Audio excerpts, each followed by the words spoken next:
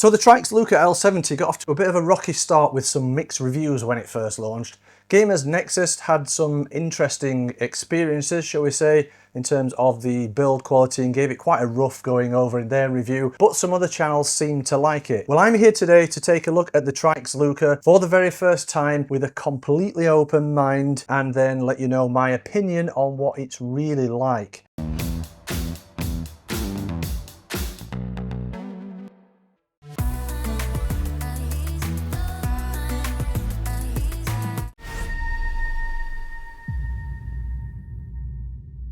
So we originally planned to feature the Tryx Luca and some of the new Tryx hardware in a featured build showcasing the new hardware.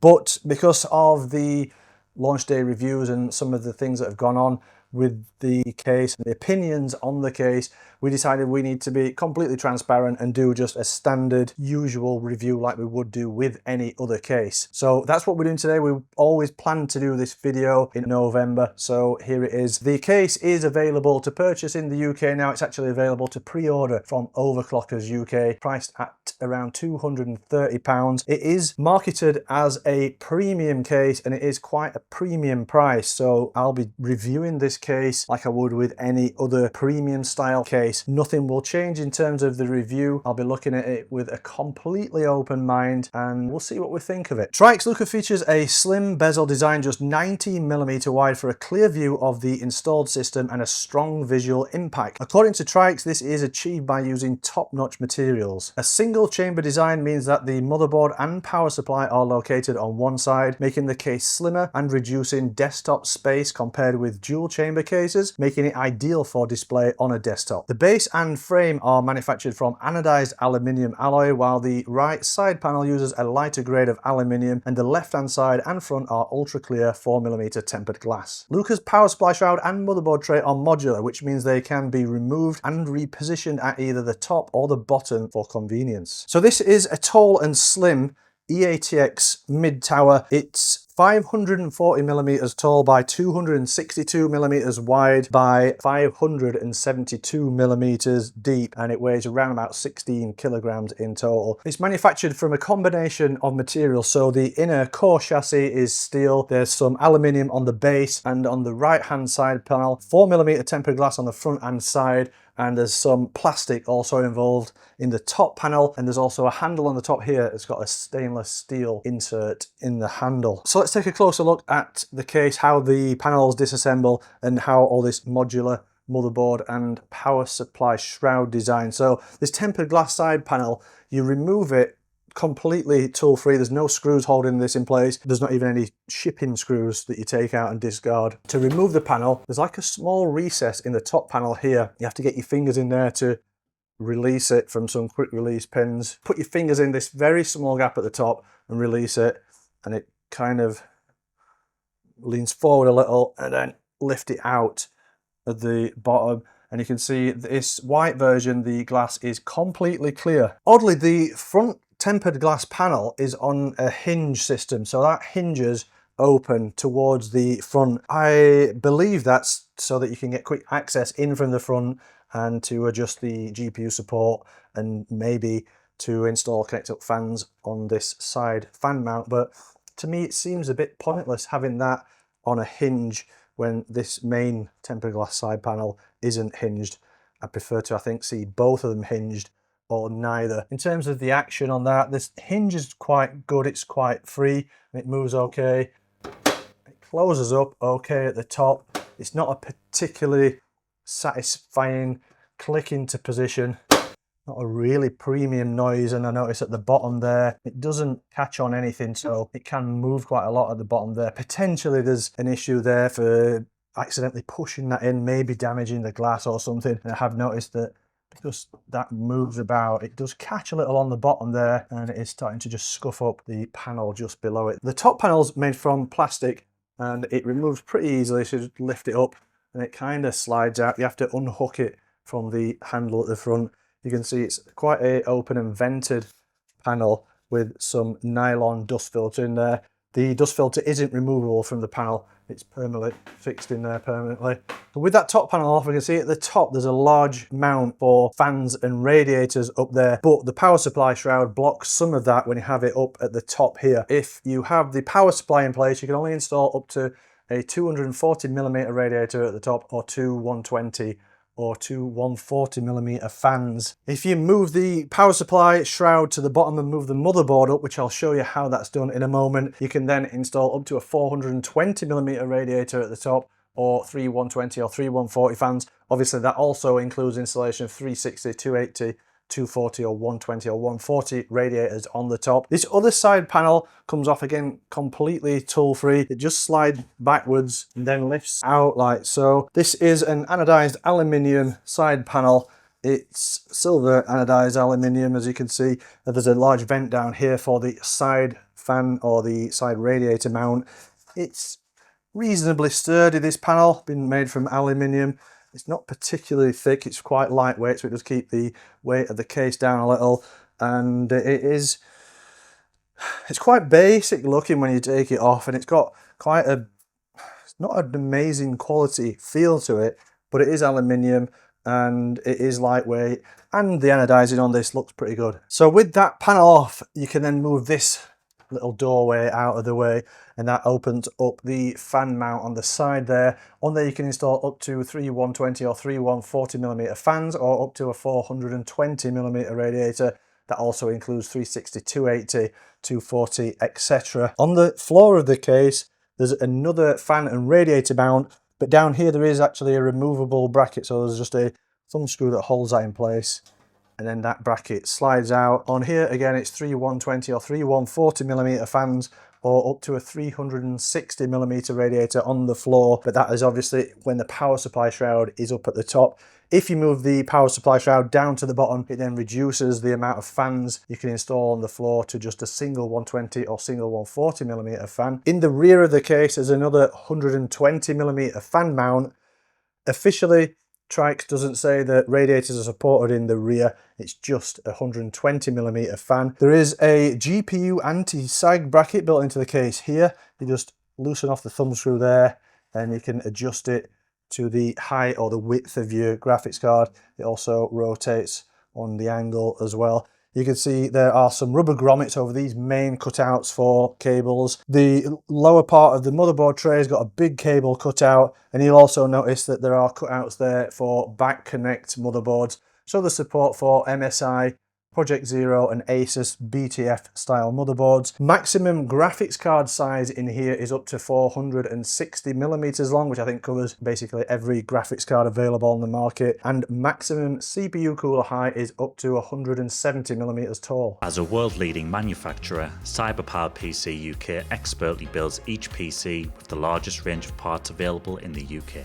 We handle all your packages with care and ship them directly to you on next day delivery. Visit cyberpowersystem.co.uk. So let's look at this modular power supply motherboard tray system that there is going on in the case here. To start off, if you want to move this around, so move the motherboard up and the power supply shroud to the bottom, first I think there's a couple of screws you just need to take out of this back bracket for the power supply. Your power supply actually screws in with just two screws, then it locates on these pins, and these other two thumb screws are just to screw the bracket to the shroud. There's actually a fair amount of screws that you need to take out of the case to move this lot around. None of this is really quick release, or it's not a quick process. It takes quite a lot of removing of screws and pulling and tugging at parts of the case. But first, there's 4 screws down the side here that need to be taken out. And one thing to mention as well is you do need 2 different size screwdrivers, because these small screws are like a Phillips Zero, and then maybe some of the thumb screws you might need to loosen off with a screwdriver too, because they're quite tight from the factory. First, remove these screws from the side. There's 1 thumb screw at the bottom here that needs to be removed, and then that just releases that bottom cover panel, and then this at the back should push out here, which it does. On the motherboard tray there's a couple more thumb screws. These are captive thumb screws, they're not in too tight. This whole motherboard tray should then come out, and it comes out reasonably easy. But I've had this out a couple of times, and the first couple of times it's really tight, and you can probably see here the paint's rubbed off at the top there and a little at the bottom there. That's from just taking it in and out a few times. And then there's also another thumb screw around the back you need to remove for this power supply shroud. That's a captive thumb screw. And then this is a little bit more awkward to come out. It is quite tight. Again, there's paint rubbed off here and around here from where it's fitted to the case. And you can see it's quite flexible. It's not made from the thickest plate steel. There's quite a lot of flex in that. You can then move that down to the bottom. It slides in place. You need to put one of the screws back in at the bottom.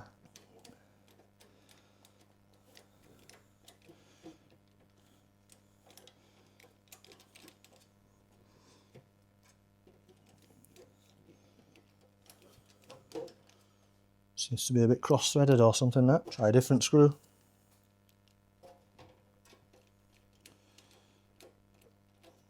That one's gone in, so maybe removing that screw a few times has damaged the thread a little.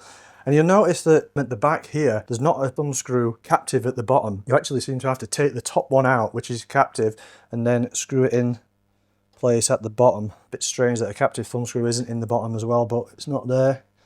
And you just line that up.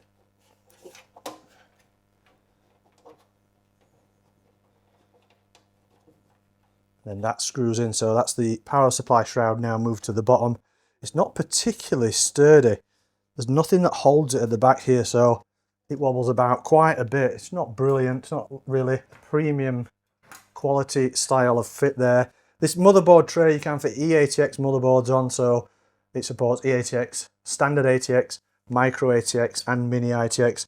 There's 7 cutouts for PCIe slots, and it has this kind of quick release PCIe slot design, but it does have traditional blanks in there with screws in. I think that might just be a cover that covers the screws up, but now that should slot in, and it's raised up from where it was previously when I need to put these screws back in here.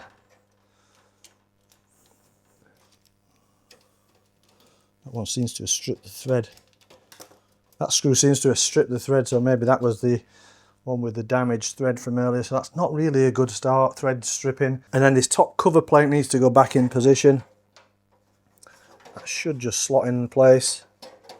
It's a bit fiddly all this, to be fair, with all the different panels. That's really tight going in there, that one. Seems to be a bit out of line. That's it, it's gone in eventually.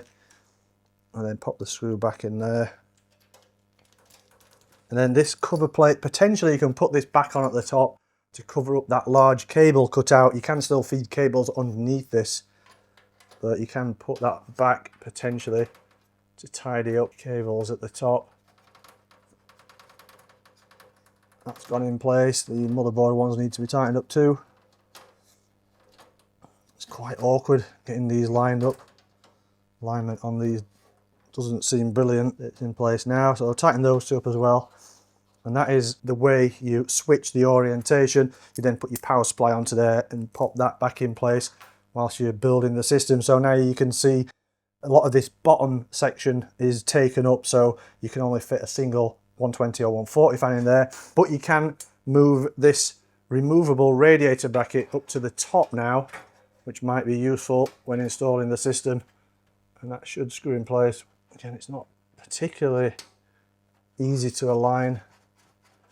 There, it's gone in eventually. So now again at the top you've got that space completely opened up for up to a 420 radiator or 3 120 or 3 140mm fans. Also on the top of the case you've got a couple of like carrying handles, so you're meant to carry it with these whenever you're transporting the system around. On top of this handle at the front, it's got a stainless steel plate on there, and it's got a Tryx motto or something written on there, and it reads Tryx sample Luca, collection date 2024, Proxima Centauri B, mining log, discovered an unknown something at the something mining site. The exploration plan for something has not been formulated yet. Absolutely no idea what that's referring to, but the plate is made from a polished stainless steel, so it does show up fingerprints quite easily. The front panel I/O connectivity is quite generous in the Luca L70. It's down here at the front of the case, right at the bottom, and on there you have 4 USB 3.2 Gen 1 Type A ports, a single USB 3.2 Gen 2 x 2 Type C port, combined 3.5mm audio jack, and a power button. So I'll spin the case around the other way and look at this right hand side. We'll start at this side. So there's quite a bit of storage space in this Luca L70. This is like a door that flaps either way, so if you've got fans installed in there, you want it positioned like that. If you haven't got fans, you can just leave that closed off and you can install 3 2.5-inch SSDs in there. The only problem I could see with that is if you've got drives in there and cables stretching across to the power supply and the motherboard, you're going to have to leave extra flex on the cable for just in case you have to open this door up at some point, which might make cable management a bit awkward. But you can see this is got magnetic catches on both sides at the top there, and just here when you go it the other way around. It works okay, it's quite free and it moves all right. The noise it makes when it catches doesn't sound premium as such, and the steel it's made out is extremely thin, so there's a lot of flex in this door. I wouldn't recommend putting any 2.5-inch mechanical drives in there with all that flex. There's going to be a lot of vibration and movement, which you don't want with a traditional hard drive. It does come off pretty easily, this. It's kind of quick release at the top there, the hinge pops out and it locates at the bottom. So it comes out pretty easily, but again, it's not really great quality with all that flex. It doesn't feel particularly premium to me. Open it up and you can see at this side there's another mount for SSDs and hard drives. You can actually install up to 9 2.5-inch SSDs or 2 3.5-inch drives. There's another 4 SSD mounts on here and the 2 3.5-inch drives are on there too. This is also a door held in place with a single thumb screw. Loosen that off and then that door opens. Originally when I got it, it was very stiff this. It's loosened up a bit, but again, the quality of the steel it's made from is extremely thin and it's very flexible. Doesn't feel like a premium finish to me, and actually when you open it up and release that thumb screw, it does drop a bit the door and it's just not particularly good at all. It can come off, it's quite stiff to get it off, and actually when you're opening that door you can see there's a lot of flex in this back panel too, but you can remove this.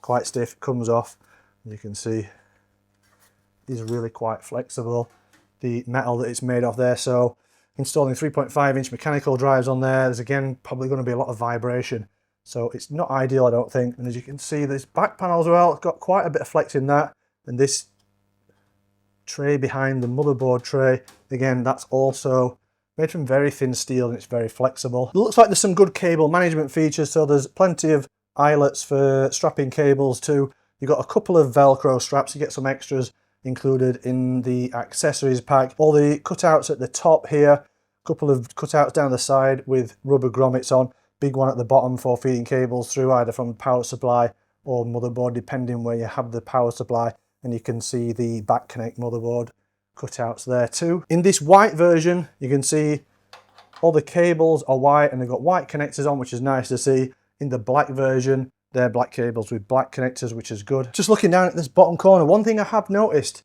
in the case, in both sides on the steel panels, the paint or the powder coating, it's not particularly even. There's some areas of it where it's really thin, the paint coating, and you can actually see through to the bare steel, which again, it's not a premium finish at all. It is quite poor quality. It's quite badly coated. In certain areas, it's really noticeable and really visible. The design of the floor is quite different. So it's got this large base on it here, and it kind of runs up to this spine at the side of the right hand side of the case. But this is anodized aluminium. It's really thick and chunky. It adds some weight to the bottom of the case, which probably gives it a bit more stability. It's a bit strange how it's been done in terms of airflow though, because if you've got any fans on the floor in this middle section here, it's completely covered by this bottom stand.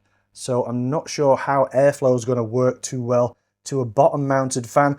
The end two fans, if you got those installed inside the floor, should get better airflow through these gaps in these X-shaped feet. You'll notice also on each corner of the case there are rubber anti-vibration feet. In terms of accessories included with the case, so you get this quite neatly organised plastic box with all the mounting hardware, so assortment of screws in there. There's some white or clear zip ties and some additional Velcro straps. The user manual is more like an information leaflet or pamphlet or whatever you want to call. It's one of those that's like concertinaed up and folded in a special way, and you'll never get it folded back in the same way again. It gives you some pointers on installation in there, but again, that to me doesn't have a premium feel to it. It's very different to some of the premium case manuals or user guides you get with cases like Fractal, etc. So not really impressed with that. The only other accessory that comes with the case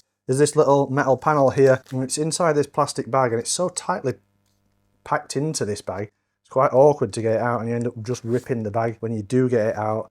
This is a cover panel for the power supply shroud, so if you don't want to see the logo or whatever on the side of your power supply, you can pop that on and that covers it up. The magnet on this isn't particularly strong.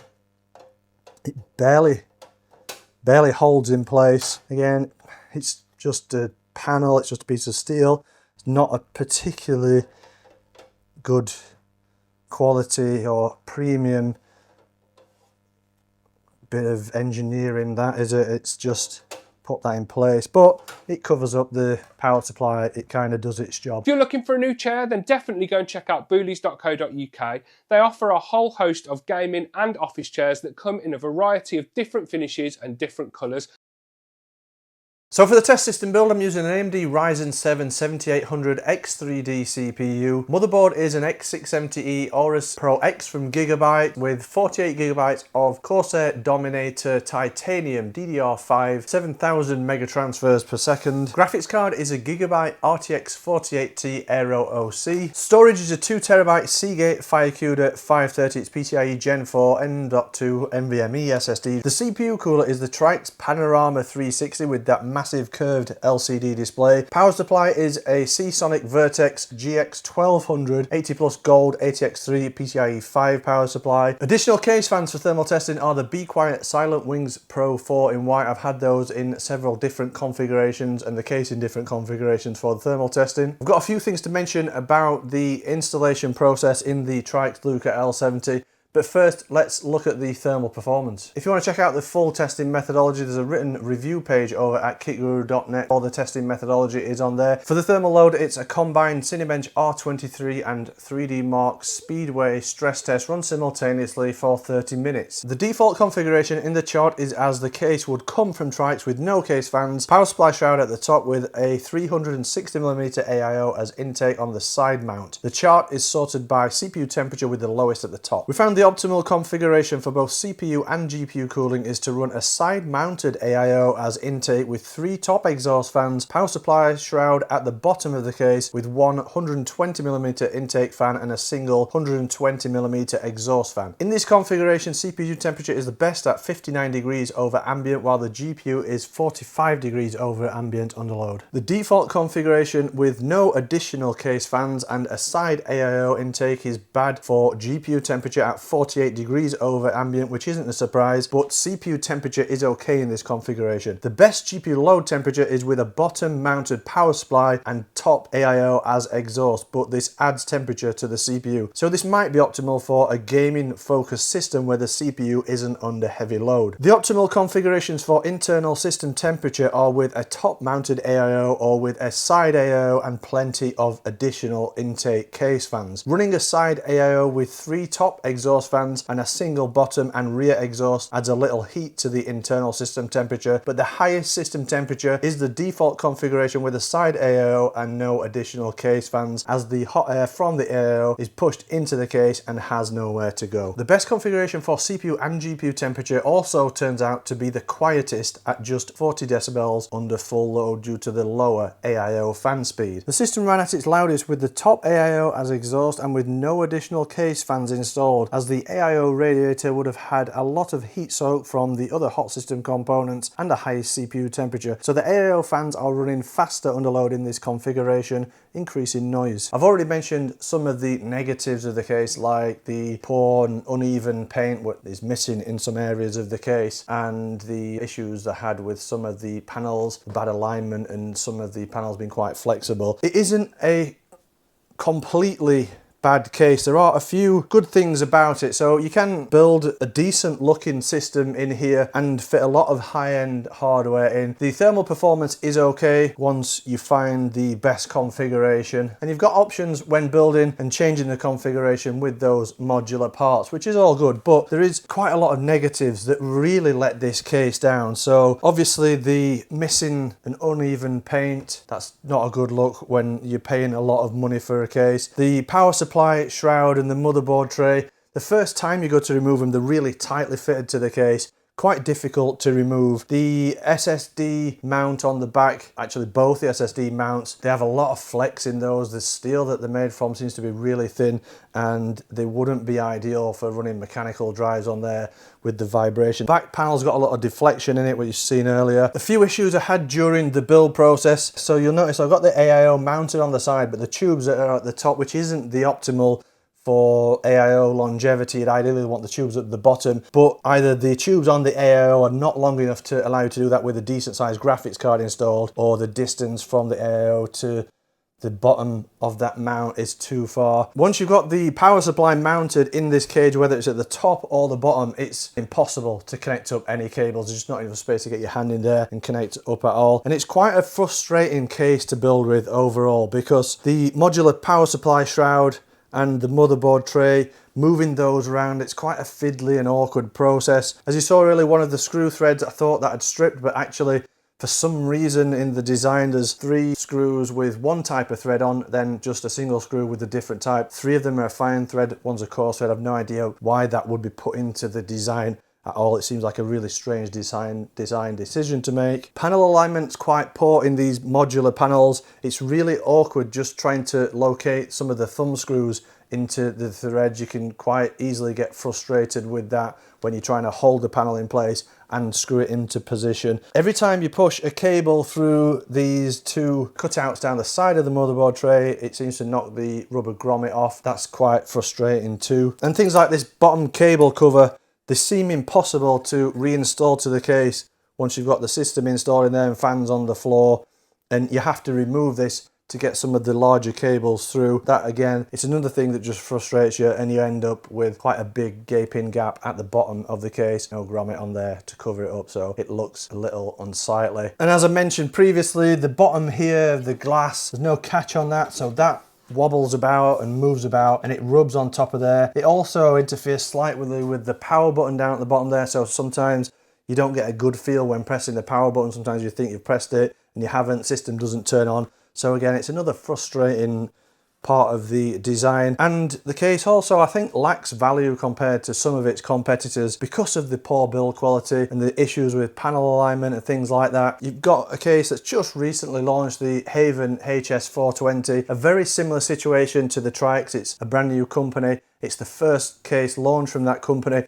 Very similar style case to this, and it's a very similar price too. The build quality between the two, there's absolutely no comparison. The Haven case looks like it's built from a company that's got years of experience. You can really tell that it is a high-end premium product. This is trying to be a high-end premium product with the price, but the build quality and just the way the case is to use, it's just not in the same league as something like the Haven HS420. So overall, you can build a decent system with it. Thermal performance is okay, but those problems I've listed and the price, it really makes it, for me, not one I'd recommend buying at all. So that's the Tryx Luca L70. Let me know what you think of the case in the comment section. If you've enjoyed watching this video, don't forget to give us a thumbs up and hit the subscribe button if you're not already subscribed to KitGuru. If you enjoy what we do here at KitGuru and you want to help support us, you can always head over to our store, pick up some of our merch, or you could even subscribe to our Patreon. And as always, to catch up on all the in-depth technical reviews, head over to the website.